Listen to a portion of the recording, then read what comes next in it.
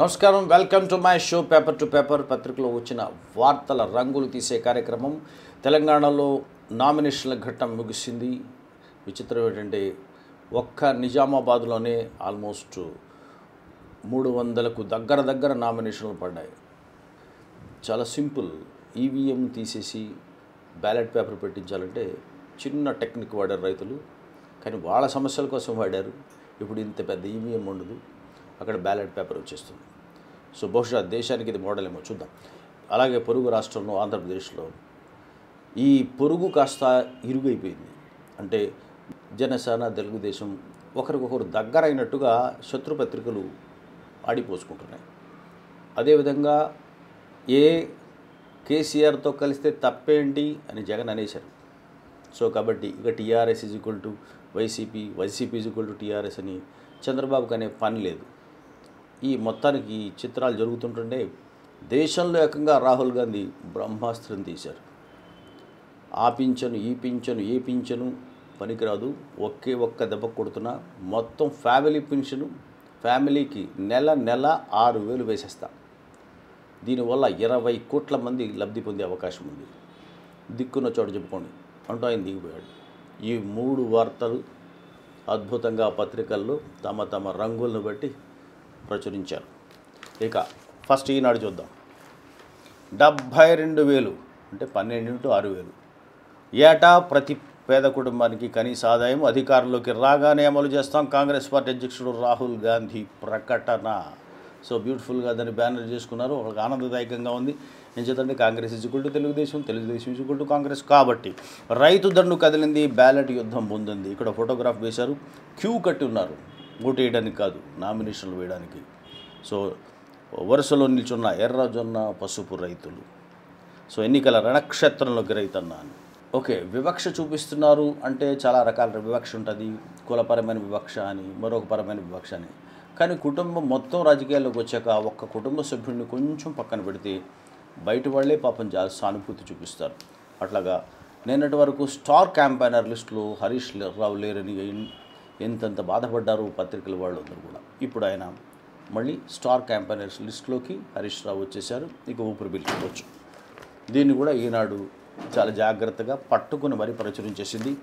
ఇక ఆంధ్రజ్యోతి, సో దీన్నే లెక్క మారుతోంది. రైతన్నల పోరుతో రానున్న బ్యాలెట్, సుప్రీం జోక్యంతో కీలకంగా వీవీప్యాట్ స్లిప్పులు మరిన్ని లెక్కించండి, మీరు పెంచుతారా మేము ఆదేశించాలని సుప్రీంకోర్టు నిన్న ఇచ్చినటువంటి జడ్జిమెంటు ఒకవైపు, అదేవిధంగా ఇవాళ పసుపు రైతుల నామినేషన్లు మరొక వైపు, వెరసి ఈవీఎంల స్థానంలో బ్యాలెట్ పేపర్లు వస్తున్నాయనేటువంటి వార్తని ప్రకటించింది. సో నిజామాబాద్లో 245 నామినేషన్లు, నిరుపేద కుటుంబానికి 72,000 అంటూ సో 12 నెలల్లో వచ్చేటువంటి అంశాన్ని ఇందులో ప్రామినెంట్గా క్యారీ చేసింది. ఇక కేసీఆర్ మద్దతు తీసుకుంటే తప్పేంటి అని ఆంధ్రప్రదేశ్లో మాత్రమే కాకుండా తెలంగాణ ఎడిషన్లో కూడా జగన్మోహన్ రెడ్డి వార్తని ప్రామినెంట్గా క్యారీ చేసింది. పాపం వివేక్ గారు ఇంకా అంతే దుఃఖంలో ఉన్నారు. నామినేషన్ల పర్వం ముగిసిపోయిన తర్వాత కూడా స్వతంత్ర అభ్యర్థిగా పోటీ చేస్తారనుకున్నారు. పెద్దపల్లి నుంచి పారిశ్రామికవేత్త వివేక్, ఆయనకి టీఆర్ఎస్ సీటు రాకపోవడంతో ఆయన కినుక వహించారు. పక్కా ప్లాన్తోనే పోటీకి నన్ను దూరం చేశారు, జై తెలంగాణ అని వాళ్లకు టికెట్లు ఇచ్చారు, ఉద్యమదారులను వదిలేశారు, లోక్సభ ఎన్నికల్లో పోటీ చేయడం లేదు అంటూ ప్రకటించేశారు వివేక్. ఇక సాక్షి విషయానికి వచ్చేసరికి ఏకంగా ఇద్దరు ఒకటే ప్రకటించేసుకున్న తర్వాత ఇక సాక్షి ఏమిటి, నమస్తే తెలంగాణ ఏమిటి, 2 పార్టీలకు 2 పత్రికలు ఉన్నట్టు లెక్క. ఇప్పుడు ఇందులో కూడా దాదాపుగా వచ్చే అవకాశం ఉంటుంది. ఏపీ హోదాకు మద్దతు వద్దా, ముఖ్యమంత్రి చంద్రబాబుకు ప్రతిపక్ష నేత వైఎస్ జగన్ సూటి ప్రశ్నని. తనతో పాటుగా ఓటింగ్ శాతం తగ్గొద్దు, అసెంబ్లీ ఎన్నికల్లాగే పోలింగ్ జరిగేలా చూడాలి, టీఆర్ఎస్ ఎమ్మెల్యేలకు కేసీఆర్ దిశానిర్దేశం అని నిన్న చెప్పిందే మరొకసారి ఇచ్చారు. అట్లాగే 179 మంది రైతుల నామినేషన్లో 179 రైతులు వేని నిజామాబాద్లో ఎంపీ స్థానానికి వెల్లువలా దాఖలని ఇచ్చింది. కానీ భారీగా తరలి వచ్చిన పసుపు, ఎర్రజొన్న రైతులు అనేటువంటి అంశాన్ని కూడా దాచకుండా ఇచ్చినందుకు మరి సంతోషంగా ఉంది. ఎందుకంటే ప్రజలకు సంబంధించినటువంటి ఉద్యమాలు కాబట్టి. ఇక నమస్తే తెలంగాణకు వచ్చేటప్పటికి సేమ్గా దార్ మనవరకు ఒక ప్రాస పట్టుకుంటే కేటీఆర్ సారు, కారు, సరకారు అని, ఇప్పుడేమో దారు అంటున్నారు. చౌకీదారులు, టేకేదారులు కాదు, కేసీఆర్ లాంటి జిమ్మేదారులు కావాలనేటువంటి అంశాన్ని మళ్ళీ అదే ప్రాసని మరో సభలో కూడా చెబుతున్నారు. చేతల నేత కావాలంటున్నారు. ఏకంగా ఆయన ప్రైమ్ మినిస్టర్ చేసేటువంటి కార్యక్రమంలో ఉన్నారు. సో కాబట్టి ప్రధాని అభ్యర్థి ఎంపికలో కీలకం కాకుండా ఆయనే ప్రధాని అభ్యర్థి అవుతారన్న భావన నిన్నటితో వచ్చింది. దానికి కొనసాగింపుగాని వాళ్ళ వార్తలు నడిచాయి. నమస్తే తెలంగాణ అందుకు అద్దం పెట్టింది. ఇంకా ఆంధ్రప్రదేశ్ విషయానికి వచ్చేసరికి ఈనాడు సేమ్ ఇదే 72,000కు సంబంధించినటువంటి రాహుల్ దాంతో బ్యానర్ ఇస్తూనే మళ్ళీ వచ్చాక 3,000 పెన్షన్ ఇస్తాను, 60 ఏళ్ళకి అందిస్తానంటూ చంద్రబాబు నాయుడు మరొక మారు దాన్ని గుర్తు చేస్తూ వెళ్ళిపోయారు. దీనికి సంబంధించి ఇచ్చింది. కానీ జగన్మోహన్ రెడ్డికి సంబంధించినటువంటి వార్తని టీఆర్ఎస్ మేము ఒకటే అనేటువంటి అంశానికి సంబంధించినటువంటి వార్తను ఎందుకు చాలా ప్రామినెంట్గా ఇచ్చినట్టు ఈనాడు లేదు. కానీ ఆంధ్రజ్యోతి వదలదు కదా. సో కాబట్టి ఆంధ్రప్రదేశ్లో ఆంధ్రజ్యోతి అస్సలు వదలదు. సో కేసీఆర్ మద్దతు ఇస్తే తప్పేంటి అనేటువంటి వార్తని చాలా ప్రామినెంట్గా ఇస్తూ ఆయన మద్దతు మాకా హోదాకా, దీనిపై బాబుకు ఎందుకంత మంట, రాష్ట్రాల సమస్యల పరిష్కారం కోసం కేసీఆర్ ఫెడరల్ ఫ్రంట్ పెట్టారు, తెలంగాణ ఎంపీలు 17 మంది కలిస్తే మన రాష్ట్ర హక్కులు కాపాడుకోవచ్చు, హర్షించకుండా విమర్శలా అంటూ జగన్ అన్న తర్వాత దానికి సంబంధించి ఇన్సెట్గా సో ఇలా అనేసాడు. బుక్ అయిపోయాడు చూసారా జగన్మోహన్ రెడ్డి అంటూ ఆనందంగా మళ్ళీ సెల్ఫ్ గోలు. వైసీపీలో గోలగోల. హోదాకు టీఆర్ఎస్ ఎప్పుడు మద్దతు ఇచ్చింది? ఇస్తానన్న సోనియాను కేసీఆర్ తిట్టలేదా? ఏపీకి ఇస్తే మాకు ఇవ్వాలని మెలిక పెట్టలేదా? పోలవరంపై అభ్యంతరాల మాట ఏమిటి? జగన్ వ్యాఖ్యలతో ఆత్మరక్షణలో పడ్డటువంటి వైసీపీ నేతలని తనకు మాత్రమే తెలిసినట్టుగా వాళ్ళందరూ వచ్చి తన చెవిలో చెప్పినట్టుగా ఆంధ్రజ్యోతి రాసేసుకుంది. ఇక దీనికి కౌంటర్, జగన్ నీకు సిగ్గుందా అంటున్నాడు చంద్రబాబు నాయుడు గారు. సో నిప్పులు గక్కిన సీఎం చంద్రబాబు ఏపీ ద్రోహి కేసీఆర్కు మద్దతు, పైగా కలిస్తే తప్పేంటంటావా? లోటస్ పాండ్లో ఉండేవాడివి, తెలంగాణలోనూ పోటీ చేయి, కేసీఆర్ మంత్రివర్గంలోనూ ఉండు, సీమాంధ్రుల జన్మలో నిన్ను నమ్మరు, ఆంధ్ర ఆత్మగౌరవాన్ని దెబ్బతీస్తున్నావు అంటూ ఇంత ఒక పథకం ఉంది కదా. ఒకటి జగన్కి శాపం, అట్లాగే జనానికి వరం అని. ఈ శాపం వచ్చేసిన తర్వాత మా పక్కన వరం ఉంటుంది కదా, పింఛను 3,000. ఈ శాపాన్ని వరాన్ని రెండింటిని పక్కపక్కనే పబ్లిష్ చేసింది ఆంధ్రజ్యోతి ఇవాళ కూడా. ఇక మోదీతో ముస్లింలకు రక్షణ ఏది, దాడులు చేసిన నోరు మెదపలేదని ఫరూక్ అబ్దుల్లాకు సంబంధించినటువంటి వార్తని ఆంధ్రజ్యోతి ప్రత్యేక ఇంటర్వ్యూగా ప్రచురించుకుంది. ఏం చేద్దంటే మోదీని యాంటీ ముస్లింగా ప్రాజెక్ట్ చేసి ఆంధ్రప్రదేశ్లో పబ్లిష్ చేస్తే సో ముస్లిం ఓట్లు మోదీతో స్నేహం ఉందన్నటువంటి జగన్కి కొంచెం ఇబ్బంది కలిగే విధంగా ముస్లిం ఓట్లు వ్యతిరేకం అవుతాయని ఒక చిన్న భావన ఏమిటో జాగ్రత్తగా ఆయన ఇంటర్వ్యూ చేసి వేశారు. ఇక సాక్షికి వచ్చేటప్పటికి సీన్ టోటల్ రివర్స్ ఉంటుంది. హోదాకు మద్దతు వద్దా ముఖ్యమంత్రి చంద్రబాబు, ప్రతిపక్ష నేత వైఎస్ జగన్ సూటి ప్రశ్న. హోదాకి తెచ్చుకోవాలంటే మద్దతు ఉండాలి కదా.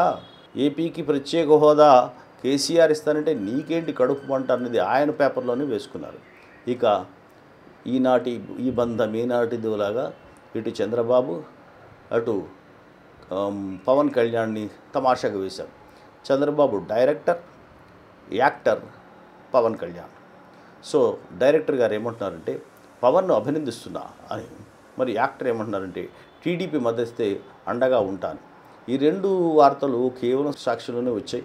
వీరిద్దరూ ఇలా ప్రేమించుకున్నట్టుగా మిగిలిన ఏ పత్రికలకి కనిపించలేదు, కానీ ఒక సాక్షికి మాత్రమే కనిపించింది. సో వారు దాంతో పొరుగుగా ఉండేటువంటి వాళ్ళు ఇరుగుగా మార్చేటువంటి కార్యక్రమం చేపట్టారు. సో ఇది సాక్షి. ఇక జాతీయ దినపత్రికకు వచ్చేసరికి రాహుల్ గాంధీ వార్త, అదేవిధంగా వీవీప్యాట్ల వార్త ప్రామినెంట్గా ఉన్నాయి. Garibi Hatao 2.0, Rahul promises to wipe out poverty. So I promise there will be justice for the poor. The Congress guarantees that 20% families belonging to the poorest of the poor category will be given 72,000 rupees each annually. So నేను న్యాయాన్ని హామీ ఇస్తున్నాను పేద ప్రజలకి. కాబట్టి దీనివల్ల దేశంలో 20% కుటుంబాలు బాగుపడతాయి. ఒక్కొక్కరికి 72,000 వెళతాయనే ఉద్దేశం దాంతో అట్లా చెప్పారు. ఇది గరీబీ హఠావో 2.0గా పేదరిక నిర్మూలనకి పనికొచ్చే విధంగా ఉందనేటువంటి హెడ్లైన్ని హిందూ తమాషాగా పెట్టింది. అట్లాగే why not increase the VVPAT count asks Supreme Court. Random checking working fine says EC officials. ఈవీఎంస్తో పాటు దాని మీద పేపర్ ప్రింట్అవుట్ తీసి చెక్ చేసే విధంగా రెండింటిని పోల్చడానికి వీలుపడేటువంటి విధంగా voter verified paper audit trial అనే వీవీప్యాట్ మిషన్స్ని మొన్నసారి కూడా ఉపయోగించారు. కానీ ఎక్కడో ఒకటి అట్లా పెట్టేవారు. అలా కాకుండా 50% పెట్టాలనేటువంటి డిమాండు వచ్చిన నేపథ్యంలో దాని మీద విచారణకు వచ్చింది. సో వారు మేము ఎట్లాగో కరెక్ట్గా ఉంటున్నాయి కదా అని ఎలక్షన్ కమిషన్ వాదన చేసేటప్పటికి కోర్టు మరి అలాంటప్పుడు మీరు ఎందుకు పెట్టరు, అది కరెక్ట్ అనుకున్నప్పుడు అని ప్రశ్నించింది. సో కోర్టు కొంత వీవీప్యాట్స్ని ఎక్కువ ఉపయోగించడం పట్ల క్రాస్ చెకింగ్కి ఎక్కువ చేయాల్సినటువంటి అవసరాన్ని గుర్తించినట్టుగా మనకు కనిపిస్తోంది. అలాగే around 800 nomination filed for 17 Lok Sabha constituencies in Telangana state. Nizamabad witnesses 245 nominations as dead line ends. ఈ నామినేషన్ల సంఖ్య 800 నామినేషన్లు పడ్డాయి అనేటువంటి తెలంగాణ మొత్తం మీద చెబుతూ నిజామాబాద్లోనే 245 నామినేషన్లు పడ్డట్టుగా ఒక వార్తని క్యారీ చేసింది హిందూ. అదేవిధంగా ఇక్కడ ఈ రకంగా రాహుల్ గాంధీ ఇచ్చినటువంటి ఈ వరాల మూటని ప్రామినెంట్గా ఇవ్వడానికి ప్రయత్నం చేస్తూ, కాకపోతే 72,000 అనేటువంటి మొత్తాన్ని సంవత్సరానికి ఇచ్చిన దాన్ని నెలకి లెక్కగట్టి నెలకు మాత్రమే ప్రచురించే ప్రయత్నం చేసింది. Congress bids to outdo BJP on sops. Vows 6,000 rupees per month to 20% of India's poorest. Times of ఇండియాకు ఉండేటువంటి ప్రత్యేక శైలిలో పెట్టే హెడ్లైన్ ఉంటుంది. హెడ్లైన్ చదివితే దాదాపుగా వార్త అర్థమయ్యే విధంగా పెడుతుంటుంది అప్పుడప్పుడు.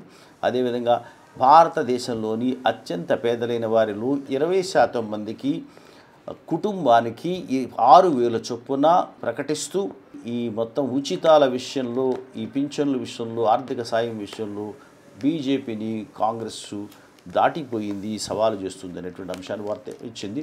దాంతోపాటుగా ఇప్పుడు ఇది బయోపిక్ల కాలం, అందరికీ ఉపయోగకరమైనటువంటి బయోపిక్స్ వచ్చాయి. వైసీపీకి ఉపయోగపడేటువంటి బయోపిక్ యాత్ర వస్తే, అట్లాగే తెలుగుదేశానికి ఉపయోగపడేటువంటి బయోపిక్ ఎన్టీఆర్ 2 పార్ట్స్ వచ్చాయి.